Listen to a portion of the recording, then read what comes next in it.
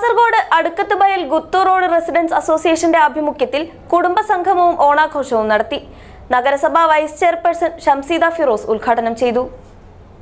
Shri Shankaracharya computer centre, Gulf Bazar, near new bus stand, Kasaragod. Guttur road residence association കുടുംബസംഗമവും ഓണാഘോഷവും സംഘടിപ്പിച്ചു. ഷാഫി മൗലവി കോമ്പൗണ്ടിൽ സംഘടിപ്പിച്ച പരിപാടി municipal vice chairperson Shamseeda Firoz ഉദ്ഘാടനം ചെയ്തു.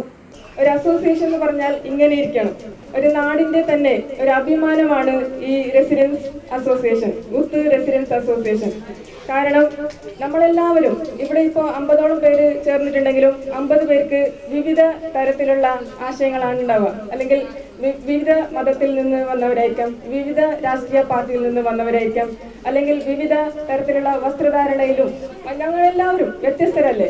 എന്നാലും നമ്മളെല്ലാവരും ഇതുപോലത്തെ ഒരു കൂട്ടായ്മയിൽ ഒരുമിച്ച് കൂടുമ്പോൾ അതൊരു നേട്ടം തന്നെയാണ്.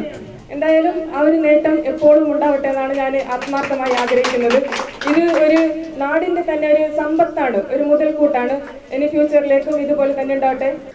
ആഘോഷത്തിന്റെ ഭാഗമായി കുട്ടികളുടെയും മുതിർന്നവരുടെയും വിവിധ കലാപരിപാടികളും മത്സരങ്ങളും അരങ്ങേറി. അസോസിയേഷൻ രക്ഷാധികാരി ഡോക്ടർ എ അബ്ദുൽ സത്താർ മത്സര വിജയികൾക്ക് സമ്മാന വിതരണവും നടത്തി.